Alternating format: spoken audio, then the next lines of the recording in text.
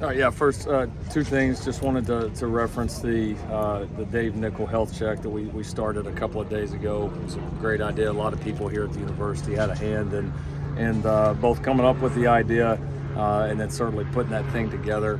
It's ongoing now. A bunch of the coaches here just got some of the results and meeting with some of the different physicians. Some of the things that we all put off to the side sometimes, whether in this business or others.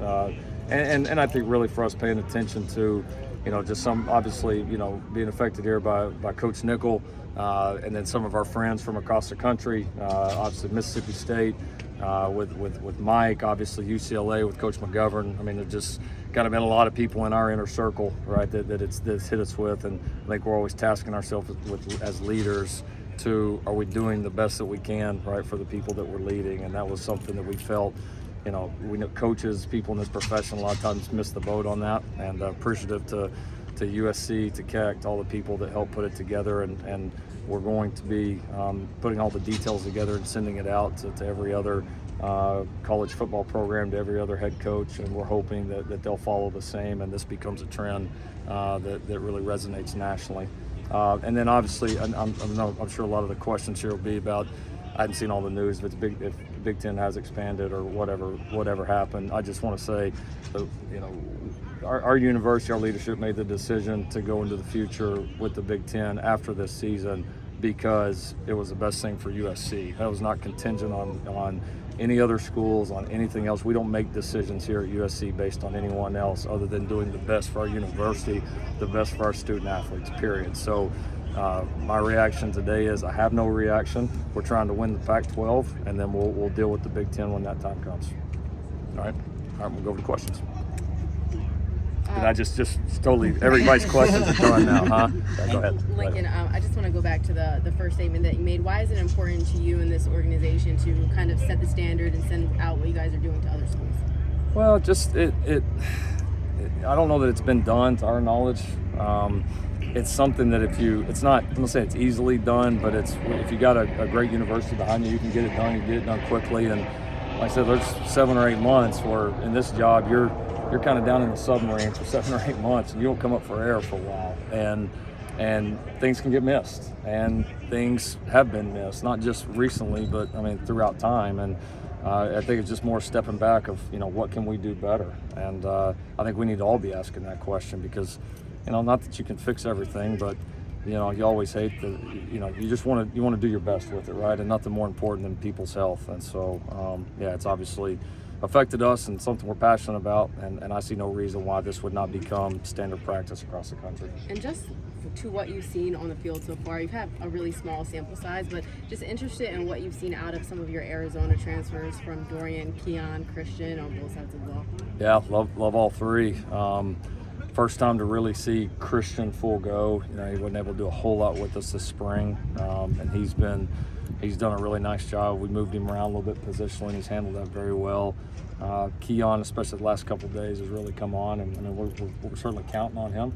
Expect him to really reach his potential, which we think is quite a bit past what he's played, and so we're pushing him there, and he's really responded, especially the last 2 days. Been excited about him.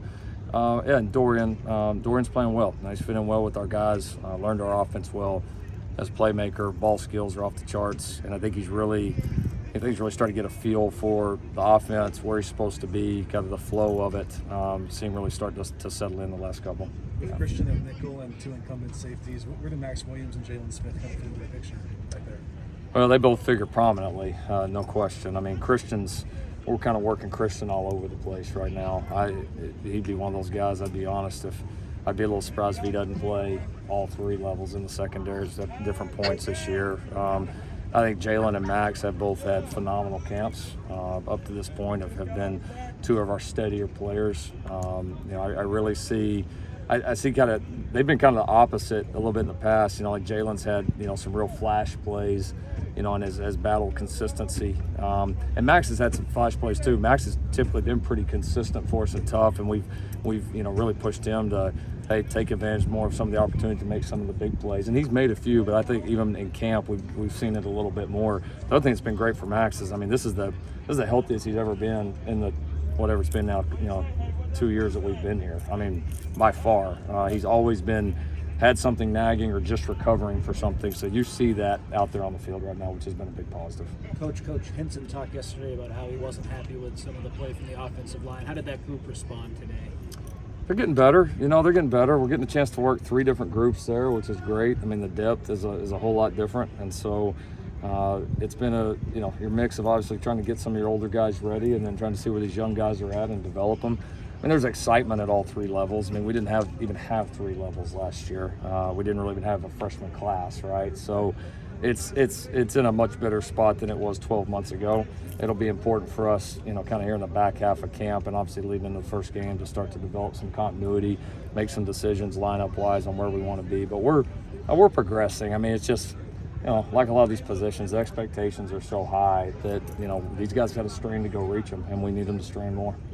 With the receiver room being as deep as it is, anyone who's really sort of stood out among that group over the course of this last week?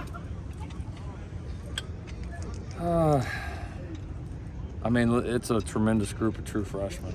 I mean, all those guys are pretty good. We'll see impact level in the first year. They all 4, all of those guys,